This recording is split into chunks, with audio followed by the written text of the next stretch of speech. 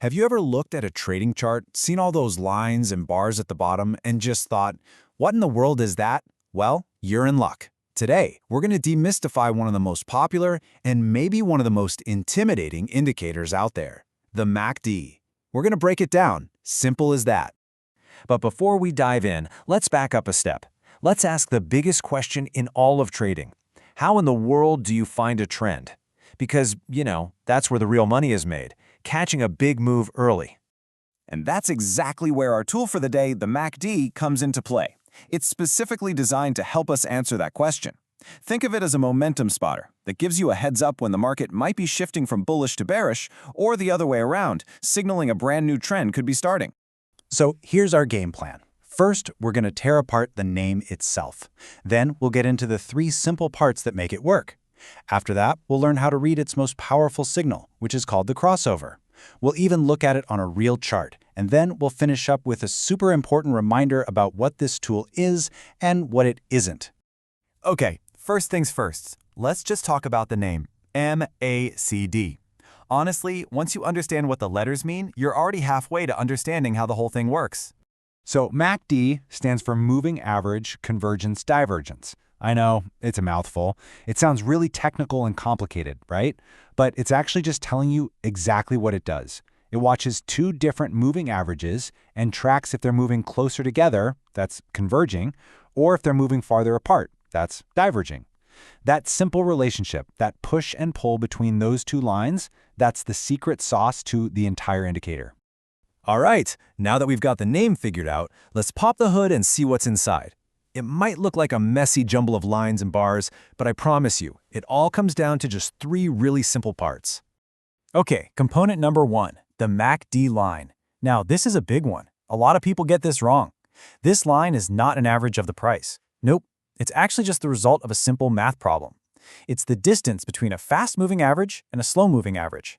So if that distance gets bigger, it means the price is really starting to move away from its recent average. That, right there, is momentum in a nutshell. Component number 2 is called the signal line. You can think of this as the MACD line's older, wiser, calmer sibling.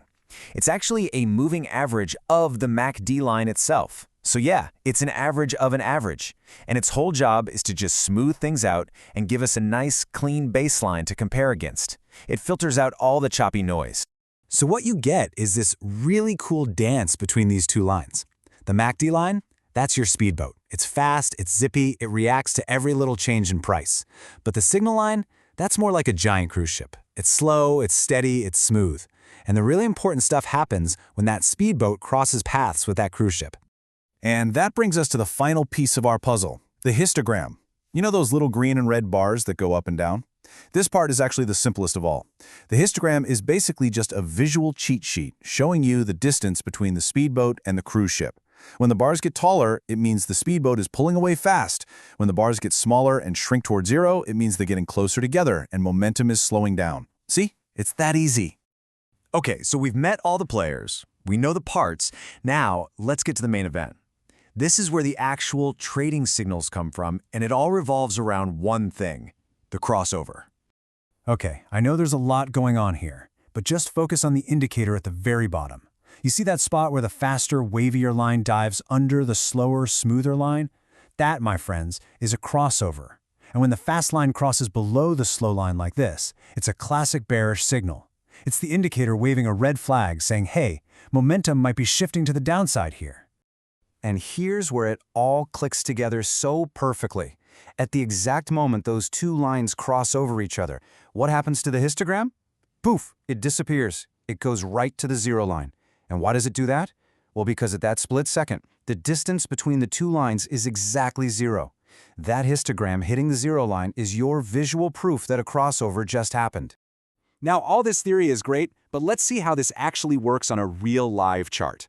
Let's shift gears and look at a real-world example to see how you'd use this to spot a potential trade. Okay, what we're looking at here is a 1-hour chart of the euro versus the US dollar.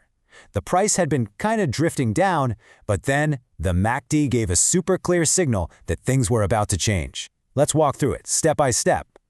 So first, look down at the indicator. The fast MACD line, our speedboat, shoots up and crosses above the slow signal line. That's our bullish crossover signal. Step 2, check out the histogram. It was negative, living below the zero line. But at the exact moment of the crossover, it flips and starts printing positive bars. And finally, step 3, what happened on the actual price chart? A brand new uptrend kicks off, basically confirming the signal that the MACD just handed us on a silver platter. So we have covered a ton of ground here. But before we wrap this up, we need to talk about the most important part, putting this all in the right perspective. Let's go over the key things to remember. All right, let's just do a super quick review to lock this in. Remember, the MACD is just 3 parts. You've got the MACD line, that's the fast one. You've got the signal line, that's the slow, smooth one. And you've got the histogram, which is just the visual distance between those two. If you can remember those 3 things, you've got the foundation down cold. But, and I can't stress this enough, you have to remember this quote.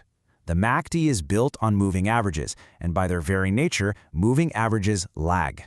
They're always a little bit behind the price because they're just an average of what's already happened. So the MACD isn't a crystal ball. It's not predicting the future. It's confirming that momentum has already started to shift. It's a huge difference. And there you have it. You now have a solid understanding of one of the most useful tools in a trader's toolbox. You know the pieces, you know how they dance together, and you know what their signals are trying to tell you.